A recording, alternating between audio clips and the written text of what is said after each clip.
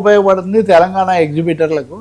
మిగతా అన్ని రాష్ట్రాల్లో ఆంధ్రప్రదేశ్తో సహా పర్సెంటేజ్ ఇస్తున్నప్పుడు మాకెందుకు ఇవ్వట్లేదు అనేది వాళ్ళ పెద్ద ప్రశ్న.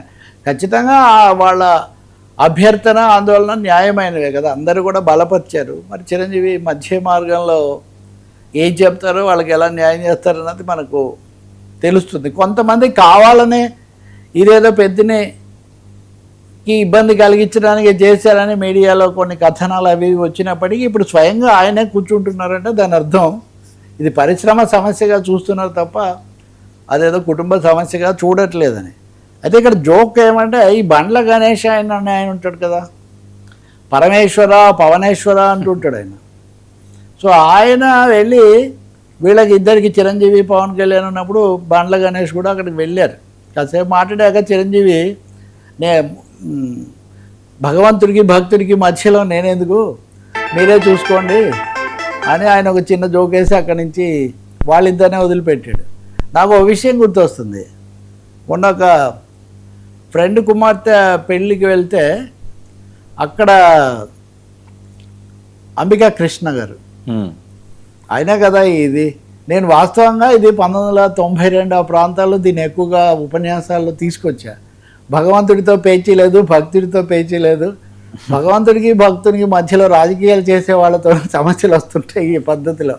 సో అప్పుడు ఆయనతోనే అన్నా సార్ నేను ఇలా అంటే నిజమేనంటే నాకు కూడా గుర్తుంది. బండ్ల గణేష్ కూడా వచ్చారు అక్కడికి. అప్పుడు అంటే నాకు ఇది గుర్తొచ్చింది చూసినప్పుడు.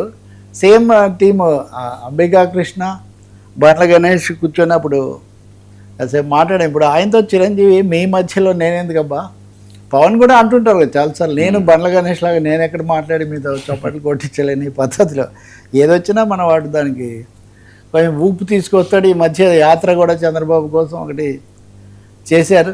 అసలు ఇన్ని రాజకీయాలు ఇన్ని సినిమా రాజకీయాలు కూడా ఎలా నడుపుతాడో మరి అదొక బండ్ల గణేష్గా సాధ్యమైంది, మిగతా వాళ్ళకి మటుకు.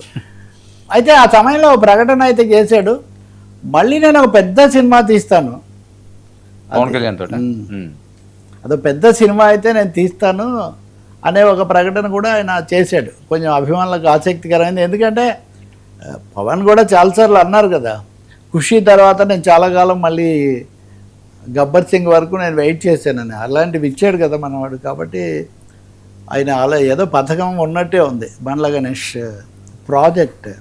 ఇది ఇలా ఉంటే ఆంధ్రప్రదేశ్కు సంబంధించి కీలకమైన మొన్న భరత్ భూషణ్ అనుకునే ఆయన ఫిలిం ఫెడరేషన్ చైర్మన్గా ప్రమాణ స్వీకారం చేశారు. చాలామంది సభ్యులు చైర్మన్ కింద మెహర్ రమేష్ వైస్ చైర్మన్ కింద. కాబట్టి మెహర్ రమేష్ కూడా మరి మెగా కుటుంబానికి బాగా సన్నిహితుడు. రెండవది ఇవన్నీ ఉన్నాయి, మొన్న కలిసాను నేను కూడా.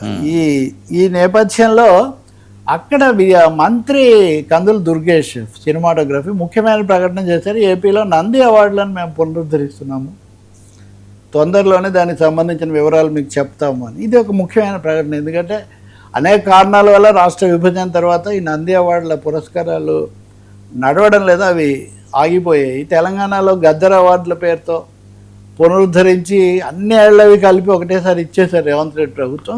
ఈ ఏడాది మామూలు ఇప్పుడు గాడిన పడింది. ఇప్పుడు ఆంధ్రప్రదేశ్లో కూడా నంది అవార్డులు పునరుద్ధరించి వాటిని ఇస్తే పరిశ్రమ నుండి అందరు ఔత్సాహికులు అందరు కూడా సంతోషిస్తారు. పరిశ్రమకు ప్రోత్సాహం కావాలి, పరిశ్రమలో సానుకూలమైన సుహృద్భావ వాతావరణం కూడా రావాలి.